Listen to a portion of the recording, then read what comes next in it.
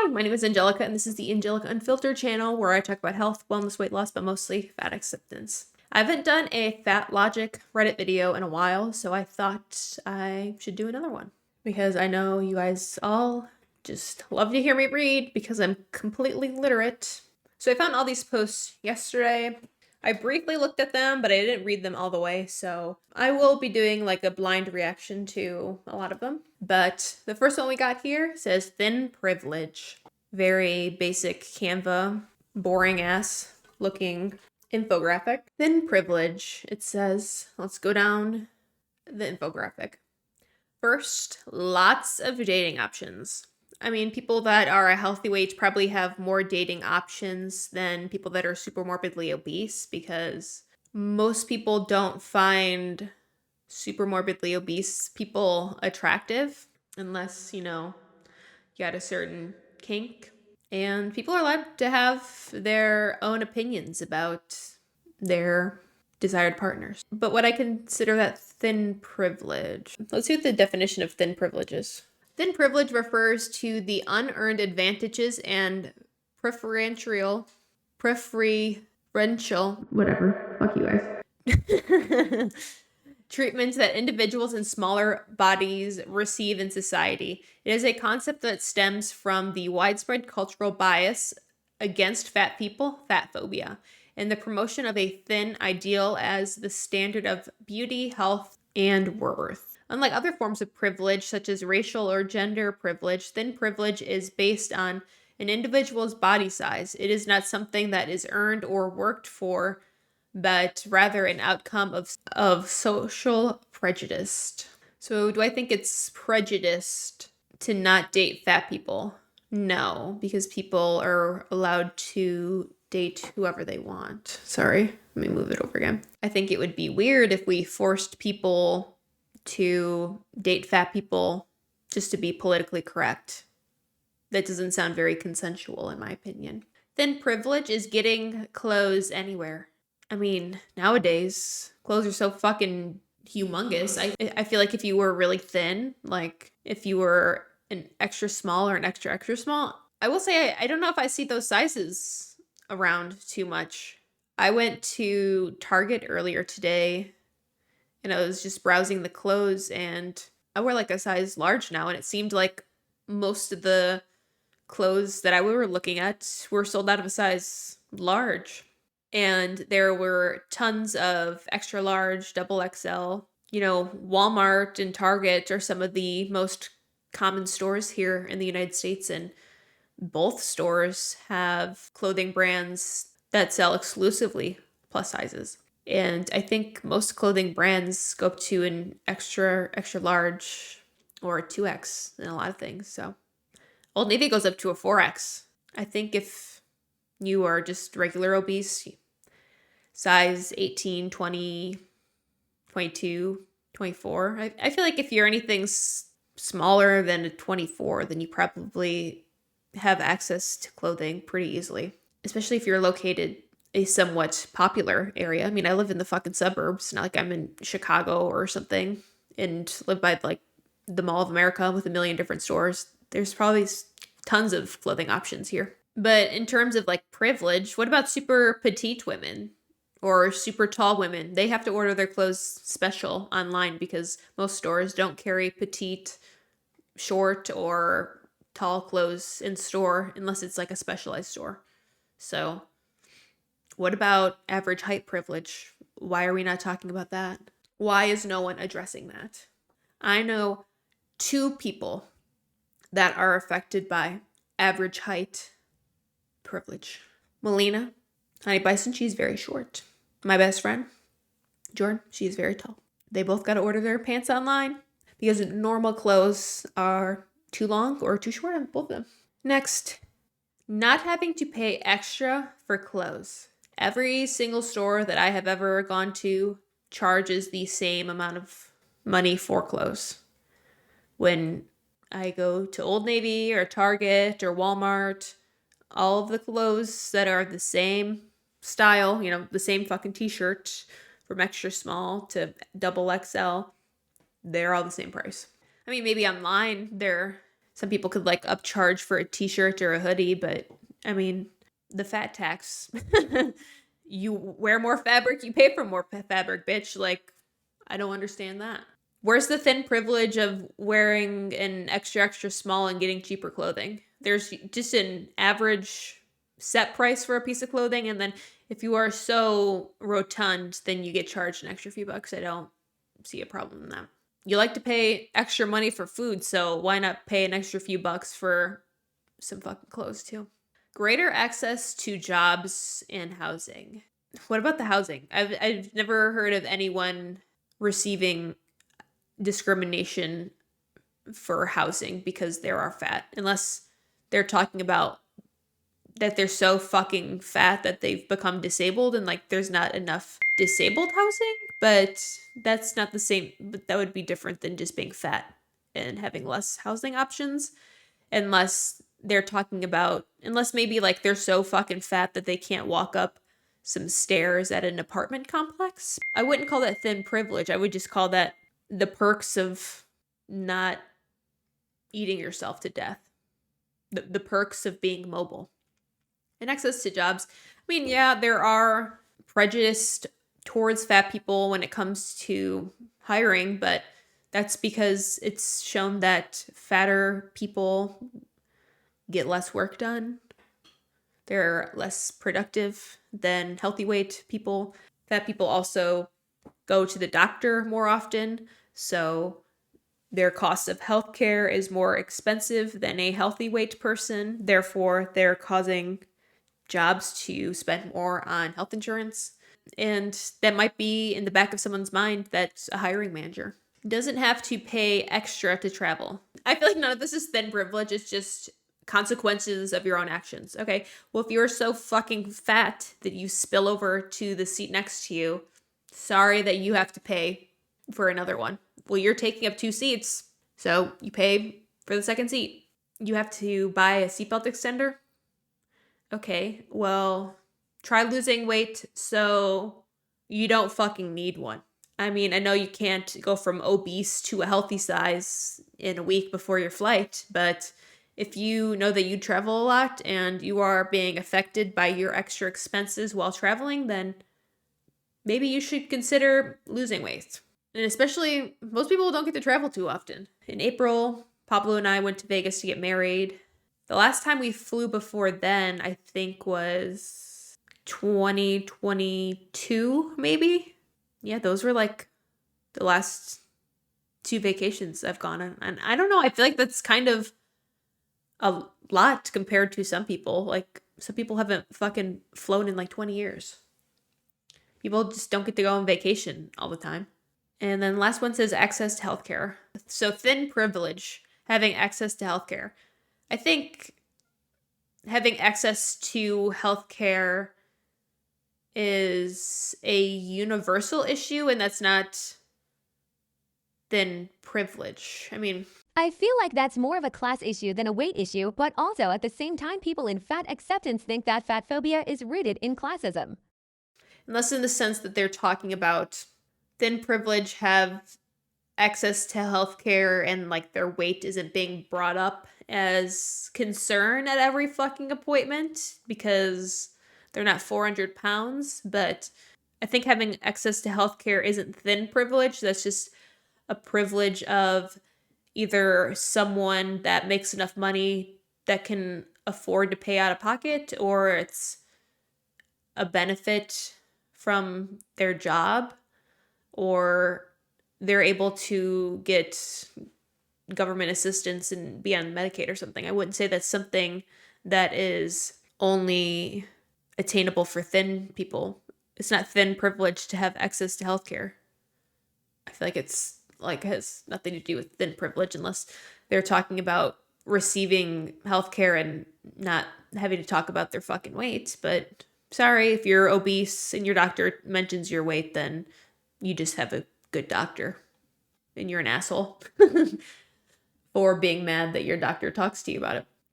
No, says little science geek. The first one, possibly, although plenty of my slightly overweight friends have had an easier time dating compared to some of my thin friends. So I'm not sure how legit that is. Yeah, I mean, I've always been overweight and I've never had a problem with dating. But that might be because I'm fucking beautiful. And whoever made this Canva infographic is ugly. The second and third, absolutely not. Try being tall, slender, and super curvy. Nothing fits. So it needs to be tailored. And I imagine a lot of other thin people have similar struggles, especially if they're short. So that's talking about getting clothes anywhere and not having to pay for extra clothes. Number 4, what? No, surely not. Greater access to jobs and housing. 5th, I'm sure there are thin people who need to pay for extra leg space, for example, or like myself are neurodivergent or have a health issue that means they need to book a specific seat option in order to avoid inconveniencing the people around them, right? What do they want? A cookie? Although they may be part of the problem. Be fucking for real. Number 6. Okay, so that last one was regarding to doesn't have to pay extra for travel. And then the last one, number 6, which is access to healthcare. Surely there are no countries/places that deny people all forms of healthcare based on their weight, right? Even just like depending on what fucking country you live in, like your access to healthcare is probably so different. Dating options is not a damn human right, you literal incels. I call them fat cells. Edit the rancid shit they say about thin women. Emphasis on women because they don't say the same about thin men is almost indistinguishable from incel manifestos. Okay, you guys are, Reddit is going off. I noticed a long time ago with those so-called intersectional progressive spaces that you can say all kinds of sexist, racist, homophobic, and otherwise vile garbage and still keep your social justice credentials as long as you preface your nastiness with the proper modifier. Thin women, women over 35, those cis gays, those seeking proximity to whiteness. Read any non-white person telling them to stop speaking over them or using them as props. Yeah, and to this, like, so many people in the fat acceptance community say super fucking like sexist and racist things all the time, but they get away with it because people in their community aren't pushing back on what they're saying or they believe the same statements that they do. Like, how can you not fucking tell me that aligning fatness with blackness is not fucking racist? Or like saying that fat phobia is rooted in racism or fat phobia is anti-black, and it's like, so are you saying that like all black people are fat? Like like it feels like they're stereotyping. In my opinion, like that just sounds fucking racist.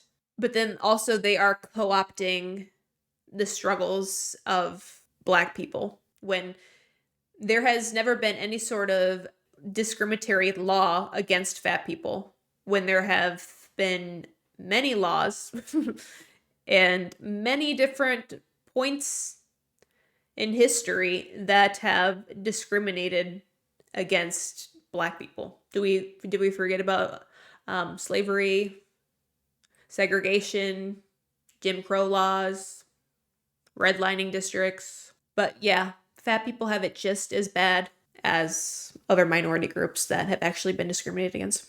People in the fat acceptance community are so fucking sexist and misogynistic.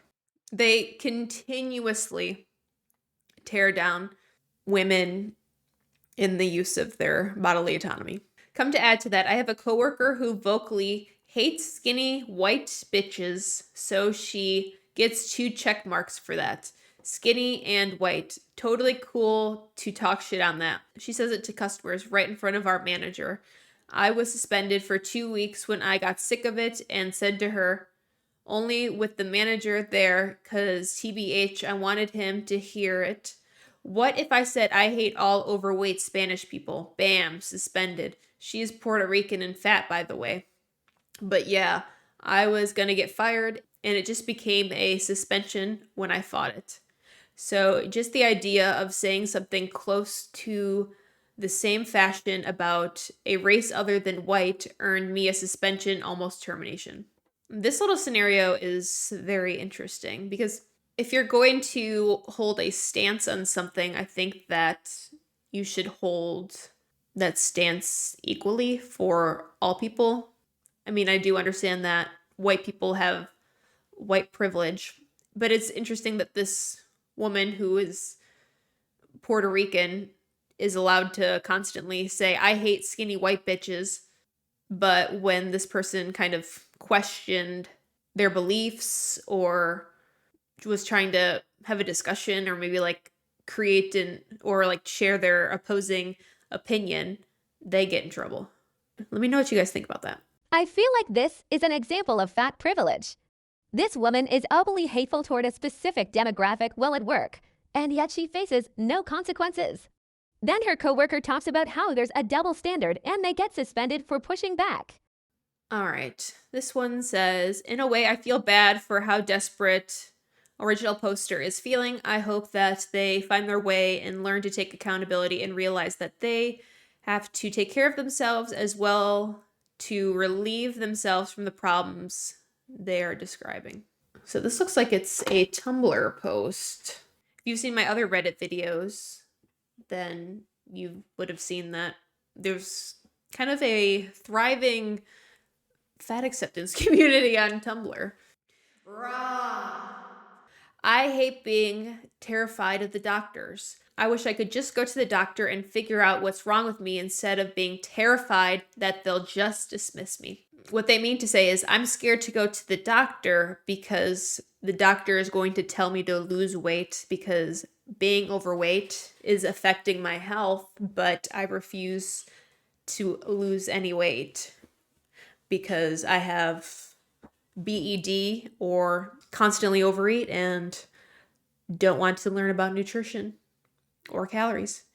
Every doctor I've visited, every person I've talked to about my fatigue, about my pain, about my joint issues, have dismissed me for not being skinny. Is it not being skinny or saying that you should lose some fucking weight? Because whether you like it or not, whether I like it or not, being overweight, being obese, being morbidly obese, even being super morbidly obese, let's go to the extreme here, has effects on your health. And obesity gives you all these things. Obesity gives you fatigue, joint issues, and general pain. Yeah. Did you know that? If not, now you know. Side effects of being obese. General AI, so take this with a grain of salt. Being overweight is linked to numerous side effects, including risks of chronic diseases like heart disease, type 2 diabetes, and certain cancers. It also contributes to joint problems like osteoarthritis, back pain, sleeping disorders like sleep apnea.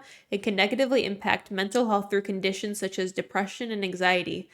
Additional excess weight can affect mobility, lead to other organ issues like fatty liver disease, and increase risk of complications during pregnancy. Cardiovascular disease, gallbladder disease, bone density issues, back and joint pain, breathing problems, lower self-esteem, psychological issues, hormonal issues, increased mortality. Maybe losing some weight would do you some good. Can people stop seeing only my weight and instead focus on the person who needs this help? See, what if losing weight would cure all of your issues?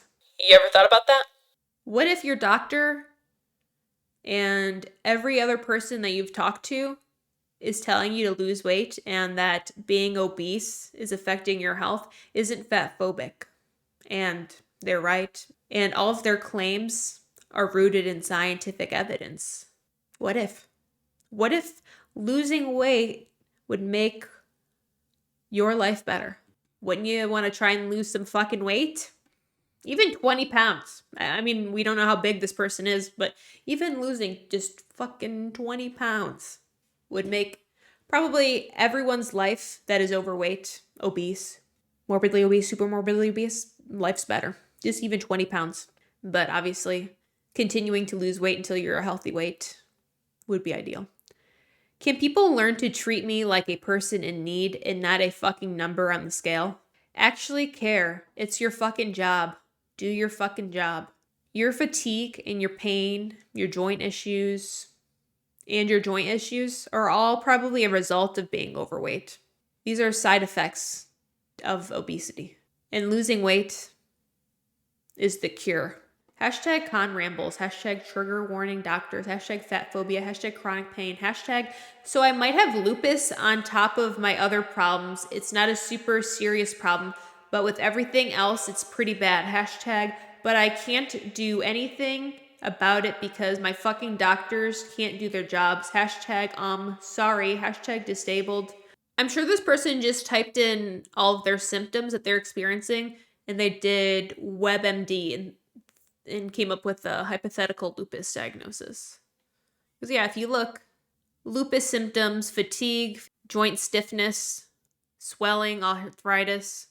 Yeah, maybe original poster has those, but those are just some symptoms of lupus. And if everyone is telling you to lose weight, even your doctor, then you probably don't have fucking lupus. If your doctor thought you had fucking lupus, then I assume that they would do some additional testing. But you obviously aren't showing all these other, well, I'm not even showing them, all these other symptoms.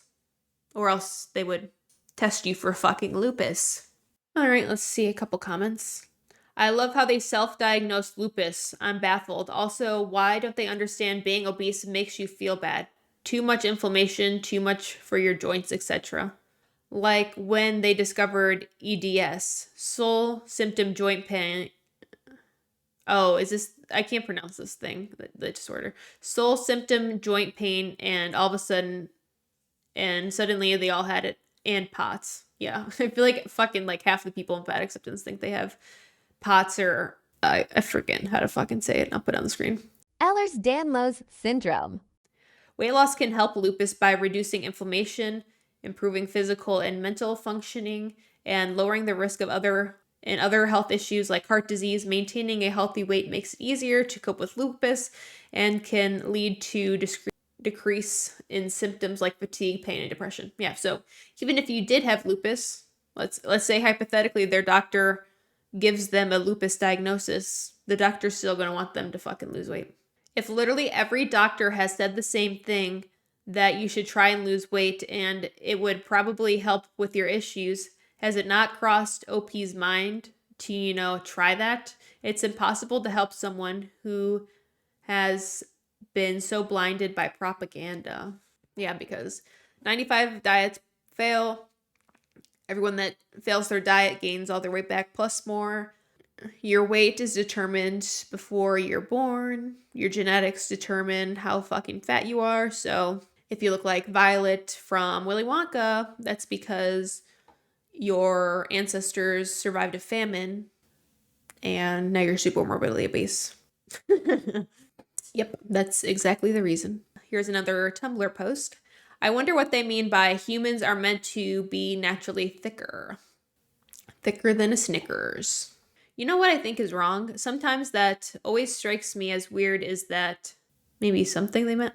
Something that always strikes me as weird is that people get worried when animals are built fatter, like bears or whales are thin.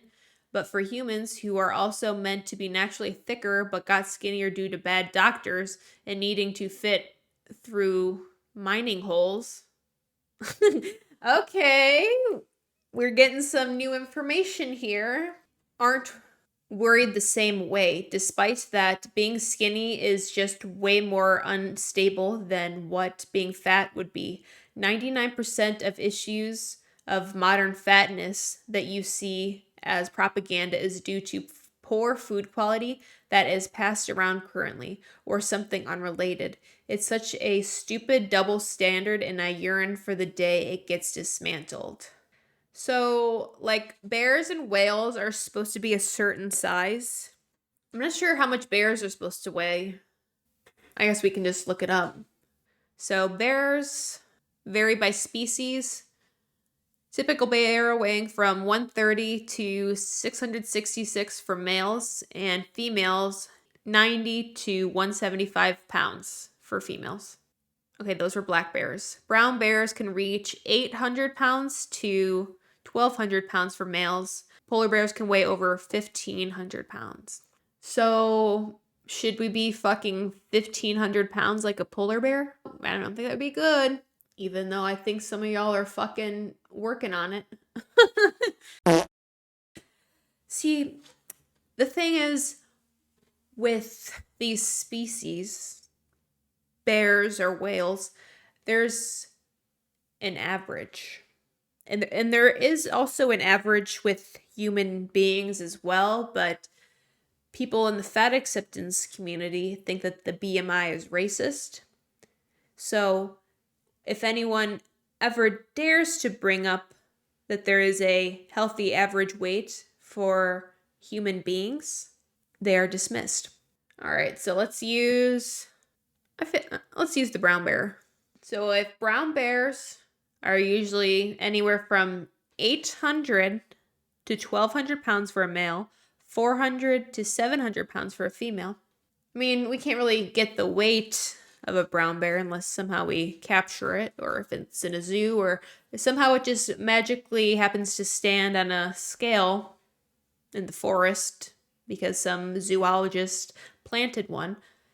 When we see a brown bear that is emaciated, we understand that that bear is underweight and there's something going on, because as a species, let's refer back to what we just read. If a male brown bear weighs less than 800 pounds, they're considered underweight. Yeah, they're considered underweight. But a human being, if they are 800 pounds, even though that is the average weight for a brown bear male, if a man is 800 pounds, yeah, that would be okay for a brown bear because that's what's normal for their fucking species, but that would not be normal. That would not be normal for a human being, because human beings aren't supposed to be fucking 800 pounds. Let's say this bear is 300 pounds and they're emaciated. Being 300 pounds as a brown bear would be considered underweight because as a species, they're usually around 800 to 1,200 pounds. But even still, 300 pounds is a human being. Yeah, that would be considered super morbidly obese because the human species are different than brown bears. Did you know that? Did you know that human beings are different than other species? Getting a little biology lesson here. I hope you guys are fucking taking notes.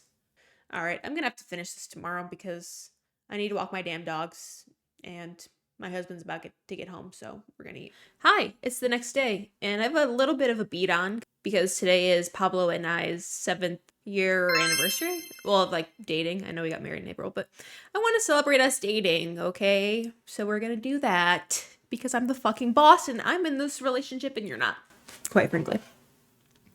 In case you did not know that. So let's get back to this moron on fucking Reddit. All right, I just switch out the layout a little. I don't know if you can even tell a fucking difference. So where were we?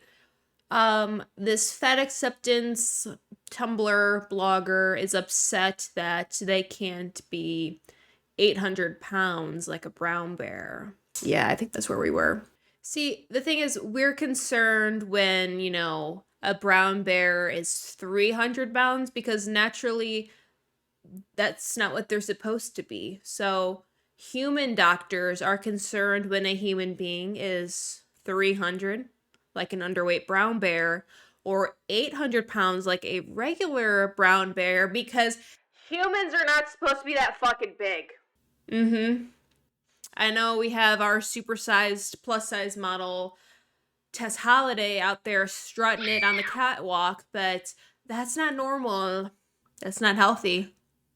I hate to break it to you. Humans do happen to be a different species than bears, so what is healthy and unhealthy for both species will happen to be different.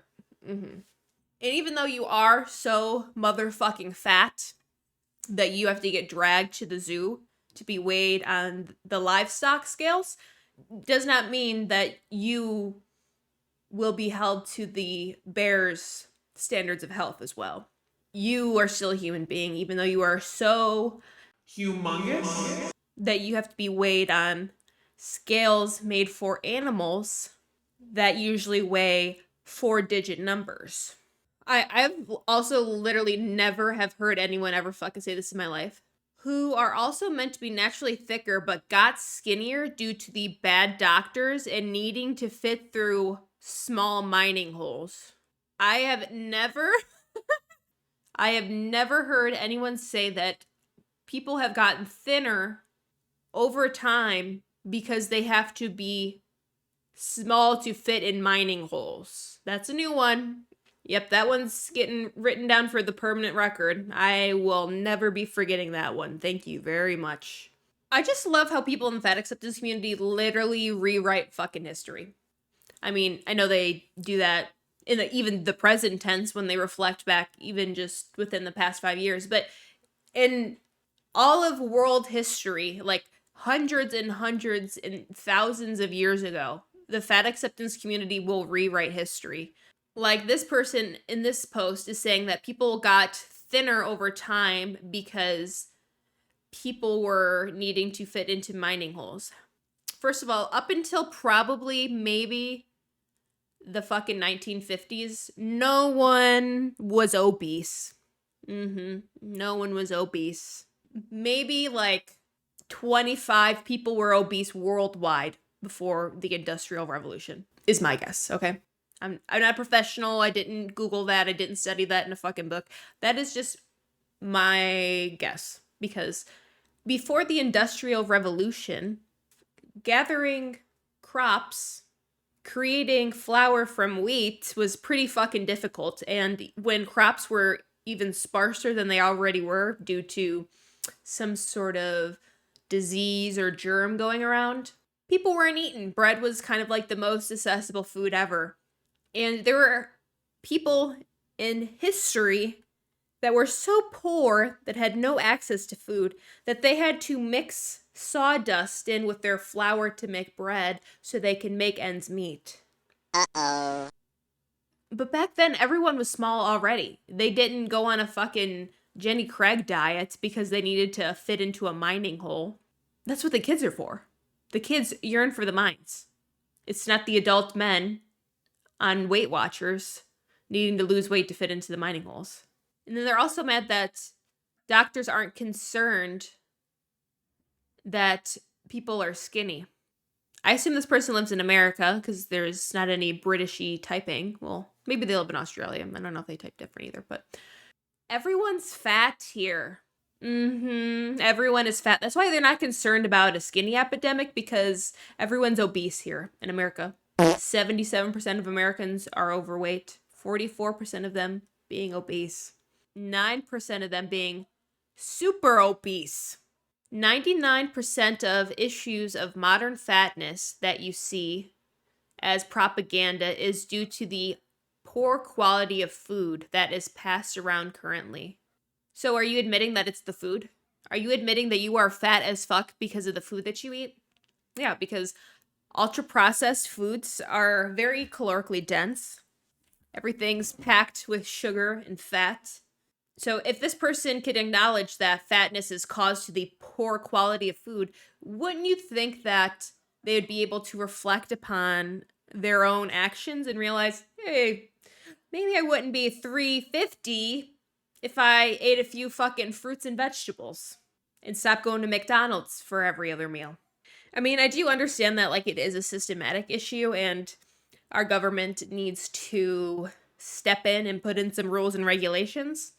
But also at the same time, they're not going to do that because so many politicians are being lobbied by ultra-processed food companies and pharmaceutical companies. So there's not going to be any laws to change the poor quality of food that we have in America. You know, I'll speak for this country because I live here. I don't know how else to break it down to you and other people of the fat acceptance movement. But no one is coming to save you. No one is coming to prep your food for you, get in your body somehow, like wear you like a zip-up costume, and force you to work out. No one is going to force you to drink water. No one is going to drag your ass to the fucking doctor.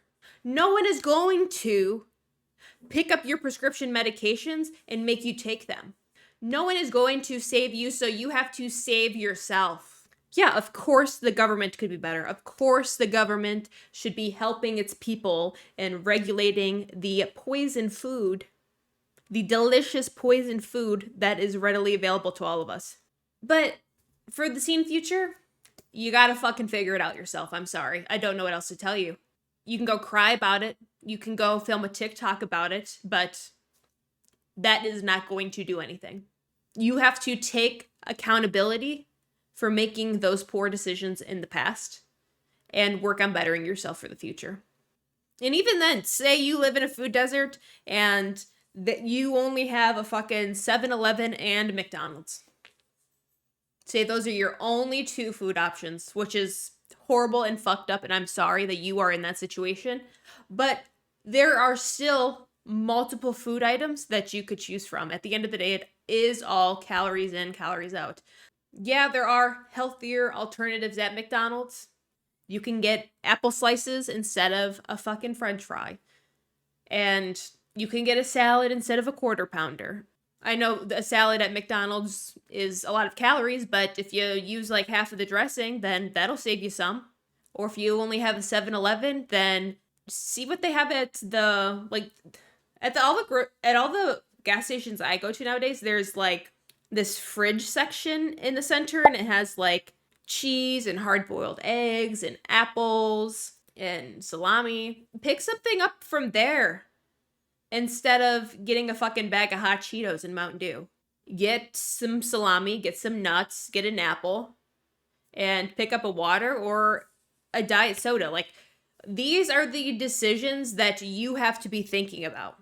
At this point in your life, when you are fucking fat or you have health problems, those are the things that you have to consciously be thinking about. Unless you just want to be sick and get fatter, then, do whatever you want. Have whatever, eat fucking hot Cheetos and Mountain Dew. I don't give a fuck about what you do. I'm not you. I don't have to live in your body. I don't have to experience your life. But you do, so fucking figure it out. Like, sorry. We all have to figure it out.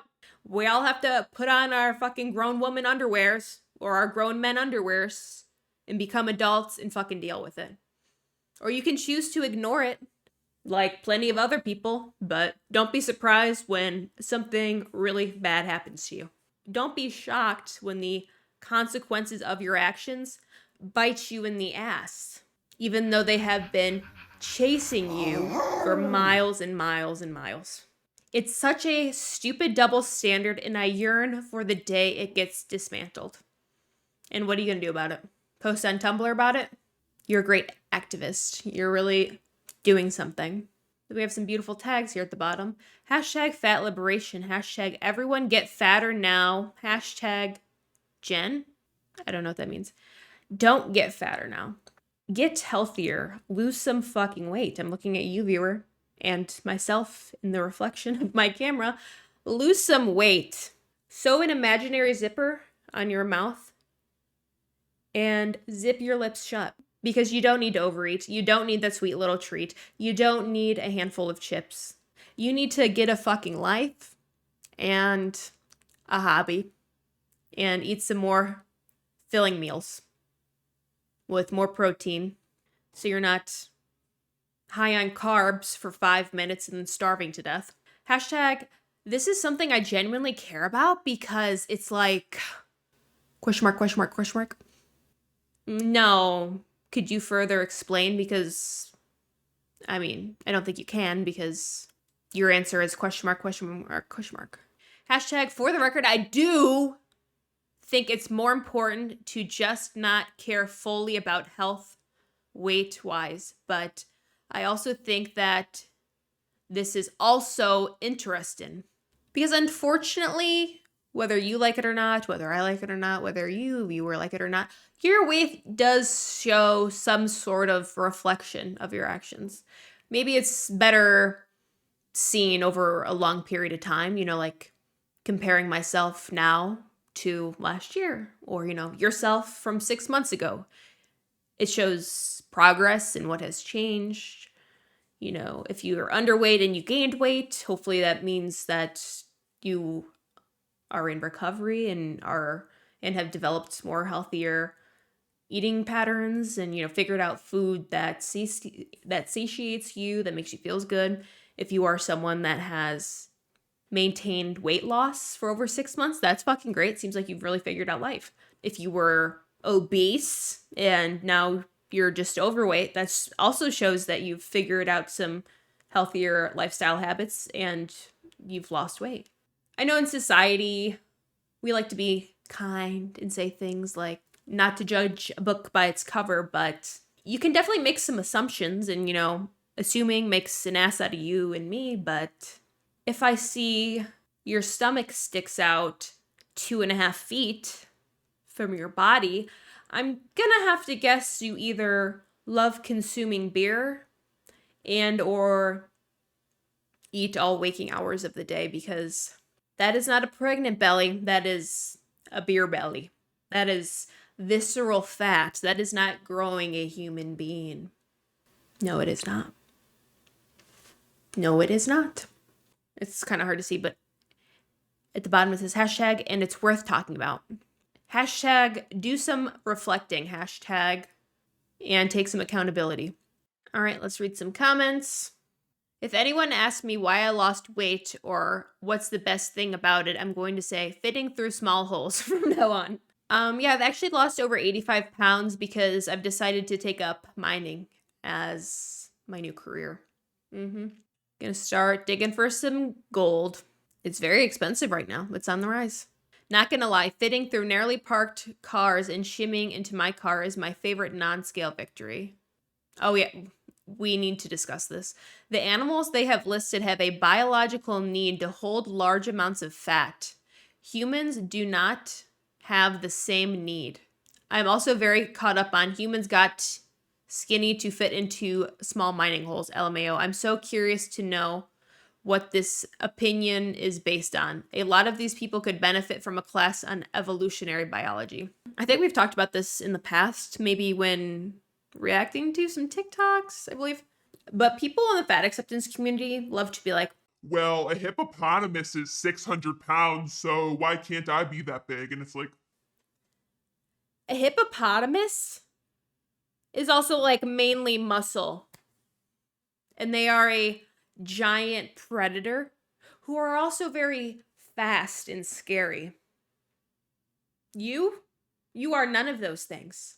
You are not out in the wild fighting for your life like a fucking hippo. No, you're not. You may look like a hungry hippo every evening after 7 p.m. because you can't get your fucking hand out of a Pringles can. Or maybe every morning when you go to Dunkin' Donuts and you get your Dunkin' Latte, that's 1,200 calories and 30 pack of munchkins. I guess maybe you look like a hungry hippo when you do that because you're like, eating like the little balls in the game, but you're not a hippo. But viewer and person in the fat acceptance community that wrote this post, you are not a hippo, so you don't need to be 600 pounds unless you're trying to get on a certain TV show and go visit Dr. Now down in Texas. Okay? Why would you even want to be that big? They don't want to be that big. It's just a fucking excuse. Why am I trying to even find some sort of logic in this? The children, they yearn for the minds, but alas, they are born too thick. Yeah. Kids nowadays are so fucking humongous. There's definitely no way to increase the diameter of a mind shaft. They're naturally immutable. Yeah. Not like they're dug out. I can't believe I'm seeing giraffes have long necks because they stretched for leaves. Evolutionary theory in this day and age. Bears hibernate for up to 7.5 months. That means no more eating for over half of a year, so they have to pack on the weight during the rest of the year to survive. I would seriously love to gorge myself all autumn and then sleep through to March, waking up all lean and ready for spring. Yeah, I always joke about like how I wish I could just be in a coma for like fucking 6 months and then wake up skinny. That's going to be the next medical trend after Ozempic. You get put into a coma for 6 months, so you don't eat, and your body has to eat all of its body fat to survive. I do have that patented, so do not even try to start that business up, okay? I'm fucking serious. I'll throw a lawsuit your way really quick. Suing will entice. Bears gain an extra 50% of their body weight. That's like 100 pounds max for a tall man. In the past, 300 pounds was also considered very obese for a man. Now it's just another Jim walking down the street. All right, next one we got says, I feel like I heard this line way too many times. Redditor, you used the wrong two. You guys ever think about how skinny people are allowed to eat a lot and then it's just quirky and relatable? Yeah, just like how models eat pizza. Teehee, teehee. But when fat people do it, it's gross and gluttonous. Yeah, me neither. Hashtag fat phobia. Hashtag trigger warning fat phobia. Why wasn't that the first hashtag? Trigger warnings always go first. Hashtag CW fat phobia. What does CW mean? Content warning. CW means content warning. Phew! I'm glad they put that there because if they didn't, I would have been so triggered right now. See, the thing is that if skinny people eat a lot in one sitting, or let's say Thanksgiving, because that is coming up, it is that time of the year. So say your fat ass goes to Thanksgiving and your cousin Shelby is there. And Shelby is healthy. Shelby likes to play pickleball. She goes to the gym 4 times a week to play pickleball. She also walks her dog regularly. And I'm not talking once a week. I'm talking 2-3 times a day. Shelby also carries around her Stanley water bottle full of purified water everywhere she goes. When you're at the dinner table with Shelby at Thanksgiving in a couple weeks, and she eats as much as you, just remember that every other day of the year, Shelby eats a normal amount of food for her body size every other meal. Shelby may pig out at Thanksgiving. That's a once a year type deal for Shelby. But you fat fuck, you eat like that for every meal, every day of your life. And that's why you're pushing 300 pounds and Shelby's a dainty 130. That's why it's quirky and crazy when Shelby has a big Thanksgiving meal. And it's not crazy for you because that's just a normal fucking day. I hate to break it to you, because you treat every meal like it's the last supper. You're in the mindset that food will not be readily available tomorrow, so you have to gorge yourself. That is why Shelby is more than half of your size. But I don't have to tell you guys that. You guys have fucking brains and know how weight loss and weight maintenance and habits are. You ever think about how someone who doesn't drink as much has a little fun and gets tipsy in a blue moon, says some silly stuff and catches an Uber home?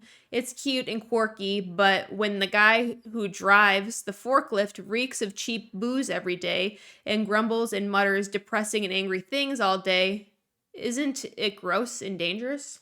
It's almost like if you do something a little outlandish, like every once in a while, it's like a little crazy and fun, but if you do something outrageous every fucking day, then that's a lifestyle.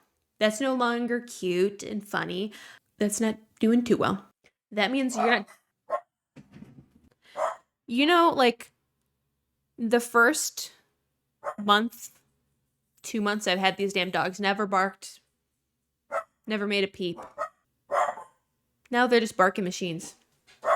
They seriously think that skinny people just eat that way all the time and they defy the law of physics. The delusion is strong, but also I think that social media thing isn't helping. 80% of the time I gym and track my food, but the 80% of mimosas and brunches are the ones that get posted more often, lol. And then sure, you can think that I eat like trash, but still be skinny. Yeah, because social media is just a highlight reel and whatever that person wants to show. Most people don't show their what I eat in a day because it's fucking boring. This is what I had for lunch, and you guys want me to do what I eat in a day videos. I'm like, that would be so boring, and you guys would probably think I'm anorexic or autistic because of the meals that I have, which one of those might be a little true. You can take your guess. Into, like, if people post food on social media, it doesn't mean they eat the whole thing. I took a picture of my meatloaf the other day. I mean, I don't think I posted it, but I took a picture of it. And I was like, this shit bussin'. I took a picture of it. But I didn't eat all that in one sitting. I had that for lunch, and then I had the rest of it for dinner. I don't think I need to tell you guys this, but just because you see it on social media doesn't mean it's true.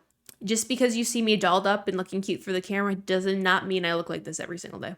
And that's why I also won't vlog, because I look like a fucking gym teacher almost every day. Yay, another infographic. People only lose weight because they pursue whiteness, apparently. Okay, I gotta bring up race. I was wondering how much people fucking hate fat people. Well, in America here, everyone's fat, so that would mean that almost every fat person hated other fat people, which I don't think is true. Plus, hate is a strong word. I think most people just have no opinions about something. Or what's that? Or they're just like neutral towards something, you know what I mean? They just hate them. Okay. There is this weird hatred that almost feels akin to racism. I don't think I have ever seen someone be super fat phobic in real life. I've obviously heard people make fat jokes, but that's always with, like, my family. Like, I've never seen someone be like, ha ha, fatty, you deserve to die, I hate you. Like, I've never seen that in real life. That's maybe in fucking movies, but not the same way that I've seen racism. The truth is, this is not like racism. It is racism. Oh, God. Anti-fatness is rooted in anti-blackness. And then she, which, well, I guess I will assume is a she because almost every person in fat acceptance is a woman. Sabrina Strings, Fearing the Black Body, The Racial Origins of Fat Phobia. Belly of the Beast, Decolonize Wellness. Okay, let's see how anti-fatness is rooted in anti-blackness. And the reason... Why does my phone even ring when I have spam calls? If it says potential spam, why does my phone even ring? It should just go straight to fucking voicemail. And the reason why people are pursuing thinness is because they're pursuing proximity to whiteness. I think most people are losing weight because they don't want to die. And also, what if a white person is fat and loses weight? They already have proximity to whiteness. The reason why people hate fat people is because people hate black people. See, I feel like people in the fat acceptance community sound fucking racist because they associate being black with being fat. So they're saying that every black person is fat. Black people are just like white people, just like Hispanic people, just like Asian people. They all come in different shapes and sizes. There's not a cookie cutter black person. I know this is just my personal experience, but the black people I know are well-educated, active, and at a healthy weight. Yet people in the fat acceptance community often talk as if all black people are fat, low income, or disabled because they insist the movement was founded on ideas that tie fat phobia to racism, misogyny, ableism, classism, and more. That framing ends up reinforcing stereotypes instead of challenging them. Obesity affects every racial group in the U.S. While many factors influence health, race isn't one of them. Black, Hispanic, and white Americans all have high obesity rates, and women are affected more than men. Yet many in the fat acceptance movement claim to be progressive while framing obesity almost as like it's a black issue, instead of acknowledging it as a broader cultural problem. And appearing curvy or bigger is associated with blackness, especially black women, and that's why they're discriminated in the workplace and overly sexualized. See, is that not stereotyping black women? So is a black woman not womanly if they are more slender and don't have curves? What happens if a black woman is thin? Does that mean she has a proximity to whiteness? If a black person is thin, does that mean they want to be white? Or does a black person have to be Fat. black enough for you? These are some hard-hitting questions that I would like answered. And this has gone back for centuries and centuries. All systems of oppression, capitalism, sexism, racism, xenophobia, fat phobia, no classism, no misogyny. Okay, cool. It all comes back to white supremacy, which is the foundation of the fabric of America and rules every sector and aspect of our society. Okay, word salad. See, the thing is that really gets me is so much of our culture here in America, like, unfortunately, so much of it has a very, like, racist or sexist history. And I think just because it has that type of history doesn't automatically deem it as bad.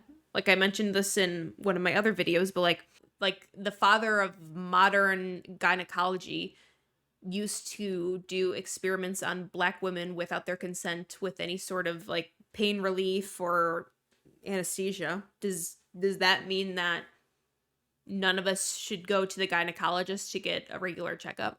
And the thing is, it's just like, it's so golden to compare yourself to black people. And not even just like black people nowadays, but like the diabolical things that black people had to go through in history. Are you as oppressed as someone that was brought here from Africa, that was forced into slave trade, that had to be an indoctrinated servant? Are you being oppressed like black people during segregation? Are you being oppressed like black people that have to deal with Jim Crow laws and redlining districts? No. You're just fat. Black people did not get to choose their skin tone when they were birthed. You got to choose to be fat as fuck. Because to be fat as fuck, you have to continuously overeat for an extended period of time to get to 300 pounds. Unfortunately, whether you like to admit it or not, those were your choices. My favorite minority, race, fat. That's a majority. Every time we have to bring up fearing the black body and the belly of the beast like some kind of gotcha, it's really sad. Yeah, like those are fucking history books. Which, ironically enough, the author of Fearing the Black Body is a very slender black woman. This is Sabrina Strings. Look how slim she is. She appears to be very active as well, which most fat people aren't. And the book Fearing the Black Body is Sabrina Strings' interpretation of history and art. It's not fact. It's her opinion. And I've seen so many people in my comment section who are black that constantly denounce the association with fatness and blackness. I think there's a kernel of truth to the argument, but the way they paint everything and everyone with the thesis is ridiculous. Black women are often over-sexualized and often depicted as curvy sex pots with out-of-control sexuality in media. Black body standards are clearly different, as they brought everyone the BBL snatched waist, big boobs look with thickness overall. That wasn't a thing before black culture became more popular amongst all races in America. Europeans do have a slimmer build and highly value that, as do Asians. But fatness is not racism, and fat people are a majority in the States and many other places where people are pale as fuck to deep brown in skin tone. I hate this argument too because it is so broadly applied and used out of context. It doesn't talk about how Kim K have been celebrated for adopting the black aesthetic, etc. It just talks about how the most base idea, which is fat black bodies, are bad. Okay, I do agree with it. I do think that, like, in media, Black women are often over-sexualized for being more curvy. But being curvy isn't the same thing as being fucking fat and obese, like people in the fat acceptance community. Like, if we think about the most popular Black woman in pop culture, at least here in America, Beyonce's not fat. Beyonce's curvy. Beyonce has always been thin. She's just had wider hips and like a bigger butt and boobs. She's never been overweight. She's never been fat. They cannot fathom that people do things for reasons other than fat phobia boogeyman. Another Tumblr post we have here. Quote, "But I'm dieting. Is fat liberation still for me?" End quote. Yeah, and they blocked out the author of this post. Unfortunately or fortunately, let's see. If you're pursuing intentional weight loss, fat liberation is still for you. If you're pursuing weight loss and are in a fat body, that is understandable. It's not easy being fat in this world, and wanting to move away from oppression makes sense. People aren't losing weight because they no longer want to be oppressed. People are losing weight because they're sick of their joints hurting, because they're trying to get rid of their pre-diabetes, because they have PCOS and they have a fucking beard as a woman and they want to get their hormones under control. People want to lose weight so they can wipe their ass. People want to lose weight so they can tie their shoe, or so they can walk up a flight of stairs without gasping for breath. People don't lose weight to move away from oppression because they're not oppressed. They're a victim of their own actions. Here's a gentle reminder that sustainable weight loss isn't possible for the mass majority of people, because everyone in America is so motherfucking fat, and their portion sizes are nearly triple what they should be, and they don't want to take accountability for their actions. So when they lose 50 pounds, they put on 75 because they just go back to their old ways. Dieting is a life and time-sucking venture. So is overeating. So is going through the drive-thru. So is waiting for your Uber Eats. So is doom scrolling on your fucking phone.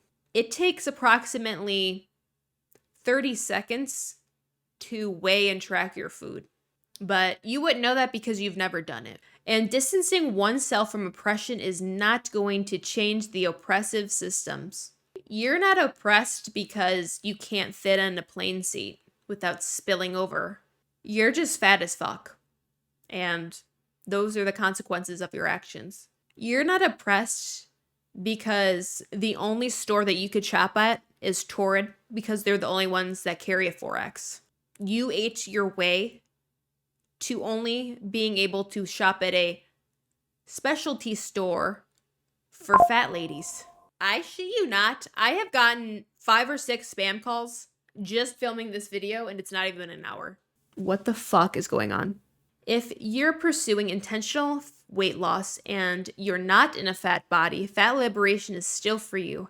And wanting to avoid being in a marginalized and oppressed group is understandable. People don't want to be fat for a million reasons, and not any of them are those. And dieting is a time and energy thief. It's really not. You probably spend more time picking your fucking nose than counting calories. And trying to avoid oppression is not going to change oppressive systems. This person has just repeated themselves into another paragraph. Spending time restricting and trying to prevent weight gain will never set you free. Yeah, it will. If you eat less food and exercise, you'll be free from some lbs. I'll tell you that. And every time you talk about your diet, share about your desire for weight loss, etc., you are harming your fat friends.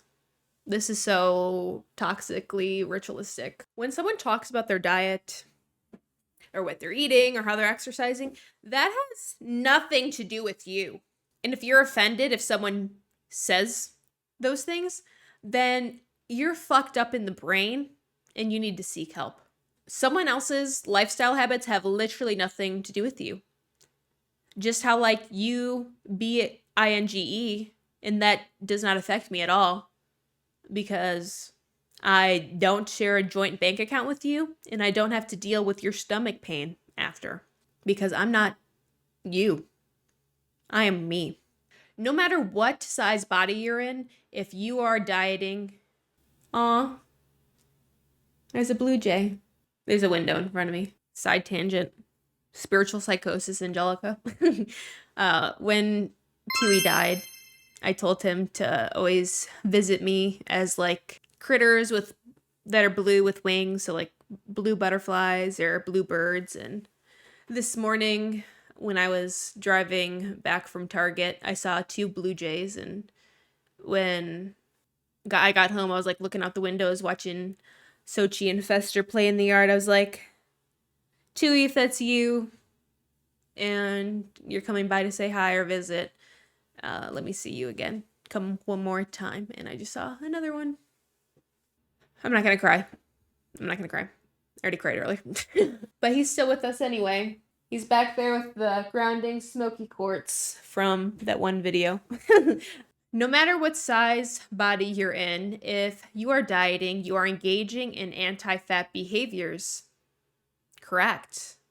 Because people are trying to fucking lose weight. And demonstrating anti-fat bias.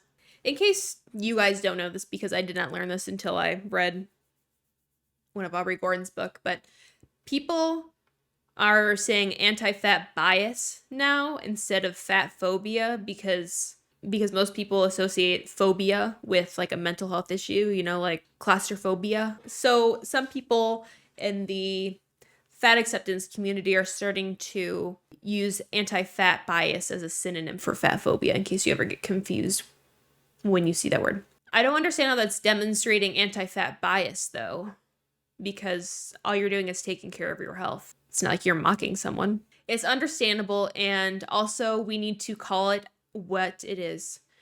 You're not bad, and you are also causing harm. Good people can do bad things, and bad people can do good things.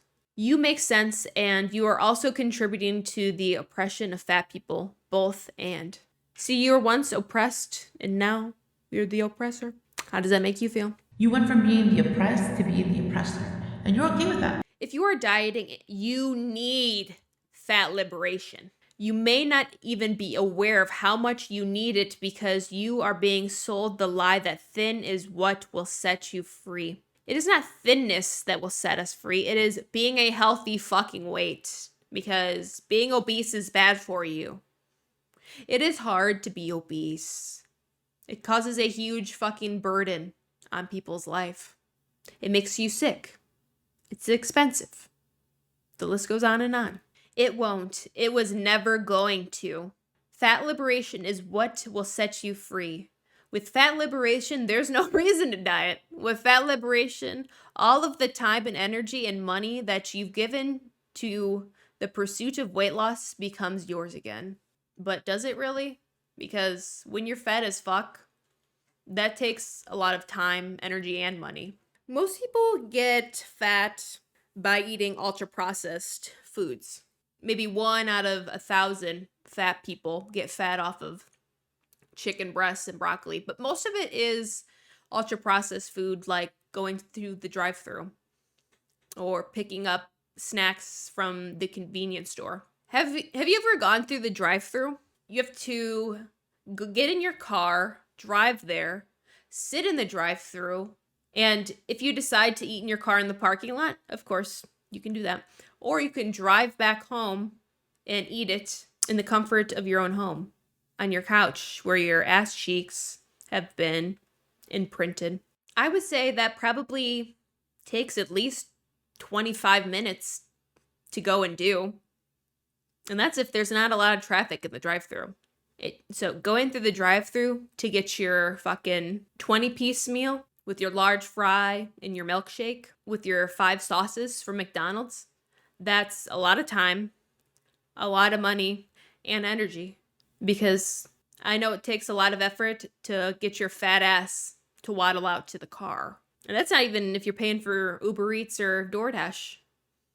If you don't want to get your lazy ass out and go drive down the block, you're going to pay an extra $10 for your meal. which then again costs more money, and then you are wasting your time scrolling through the delivery apps to figure out what you want.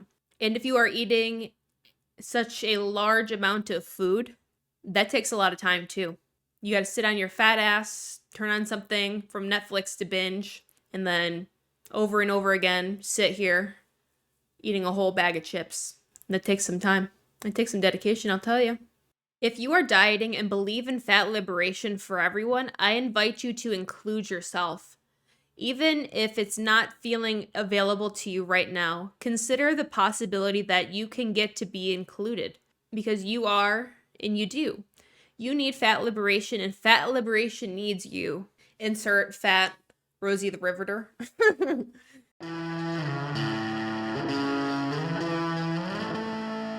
If you are dieting, fat liberation is still for you.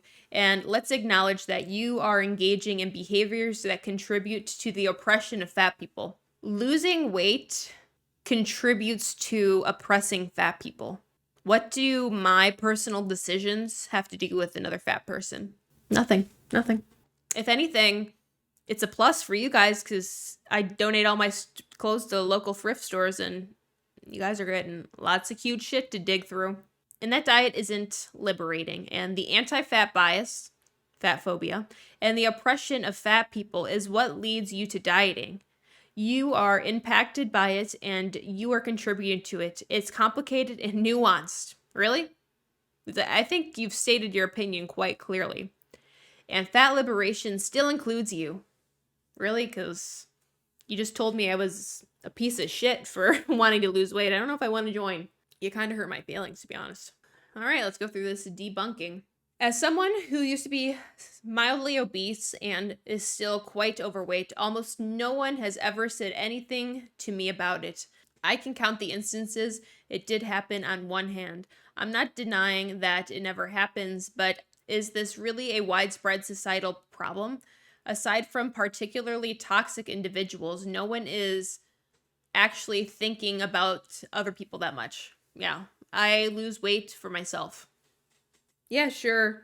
When I am feeling like I want to reach for another serving or give in to my sweet treat demon, maybe I'll think about some fat activists. Maybe I'll say, well, I don't want to look like Arby Gordon, so Angelica, shut the pantry doors. Get your fat ass out of the kitchen.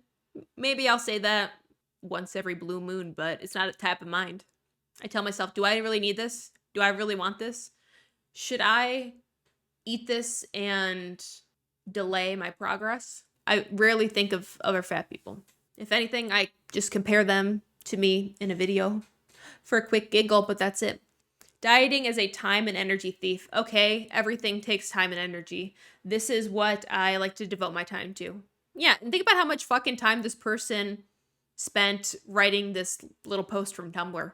I'm sure they wrote that out and then reread it 400 times before they posted it. You are engaging in anti-fat behaviors and demonstrating anti-fat bias. Okay, I'm also fine with that.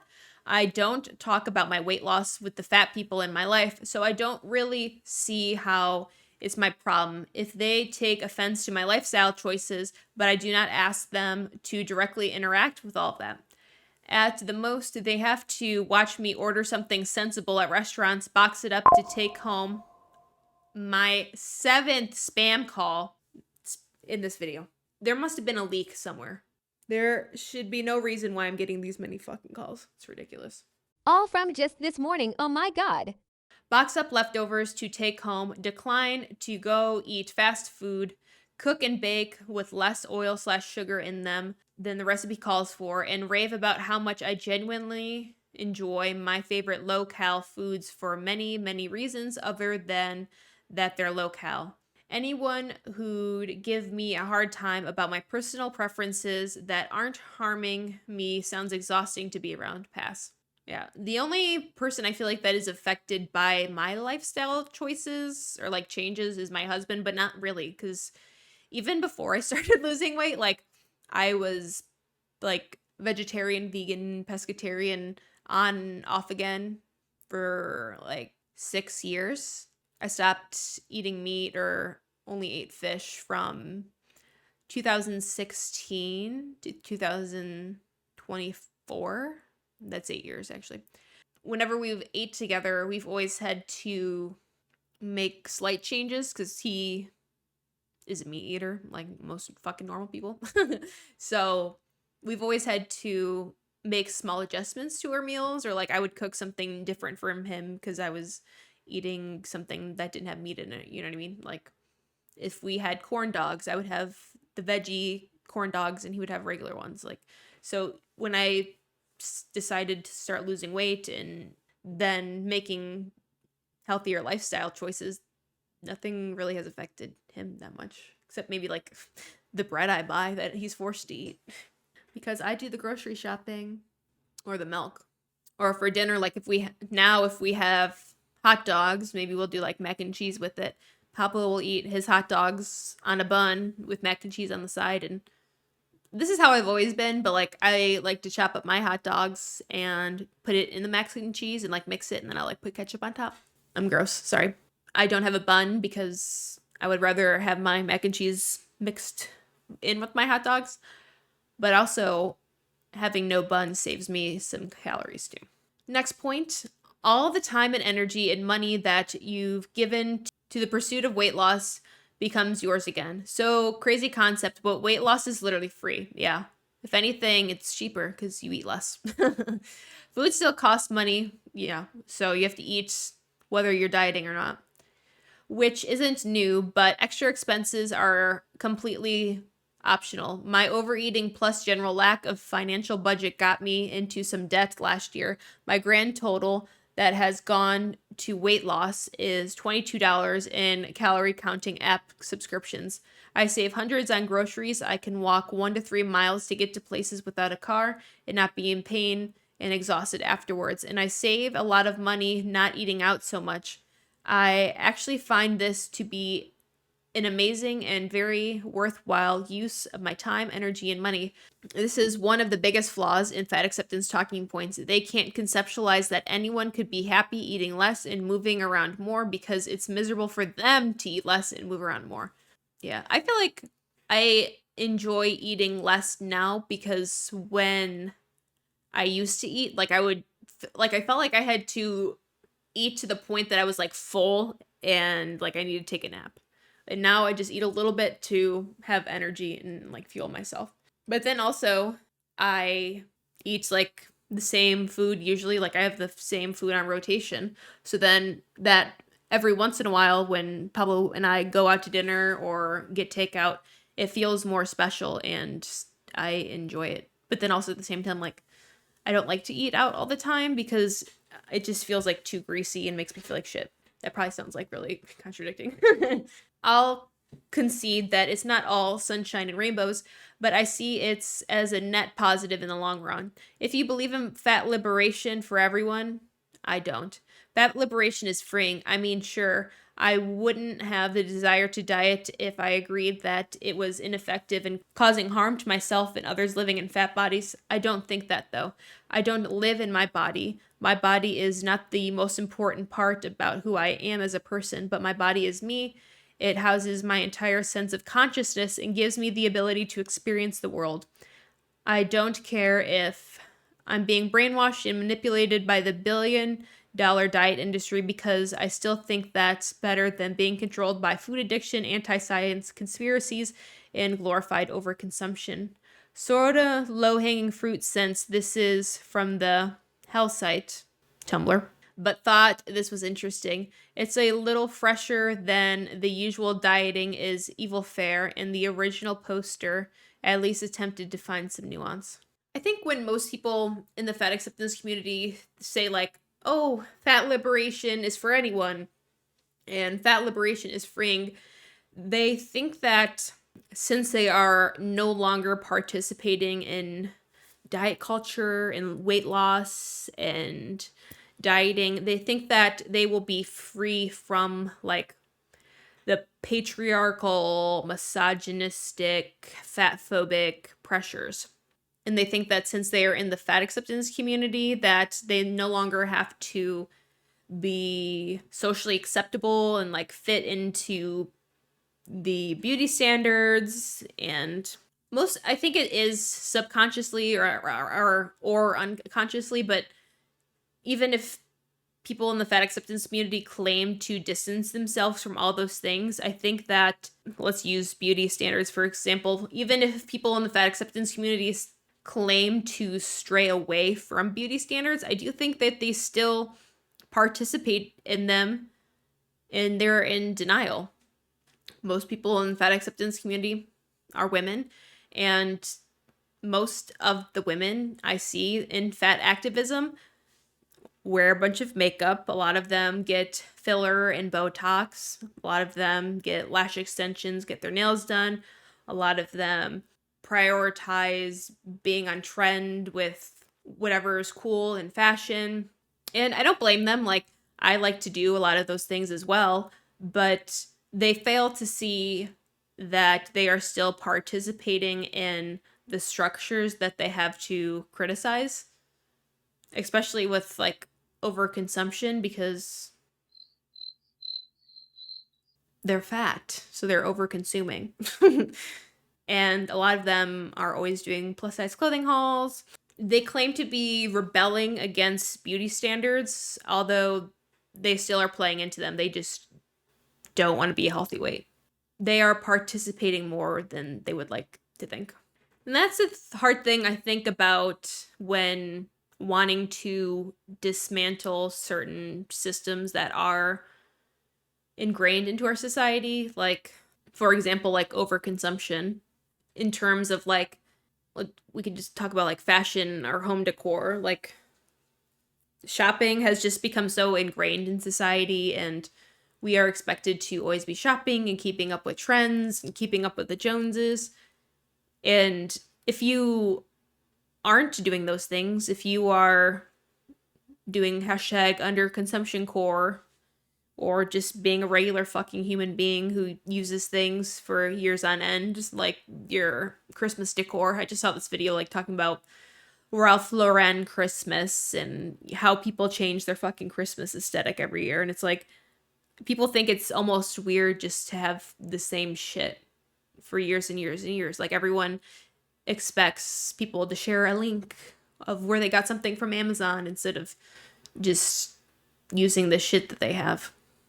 I don't know. I think I'm just like running on a tangent now, but even if fat acceptance people or ourselves try to distance ourselves from these oppressive systems, I think sometimes we are participating in them unconsciously.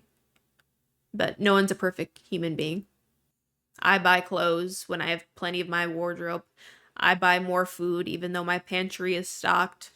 I wear makeup and get my hair done. I used to get my nails done. I'm trying to relax right now because I just moved to a new town. I need to find a new nail tech. Even though that plays into beauty standards. You know what I mean? Like, no one's perfect. Except me. And everyone in the fat acceptance community is wrong. If you've made it this far into the video, leave some plant emojis for my beautiful green room. If you enjoyed this video, make sure to like this video. And if you enjoy me, consider subscribing. My goal is to hit 20,000 subscribers by the end of 2025. And I will say, I'm getting pretty close, so I'd appreciate your support. Thank you so much for watching this video. I hope you have a great day. Take care. Peace.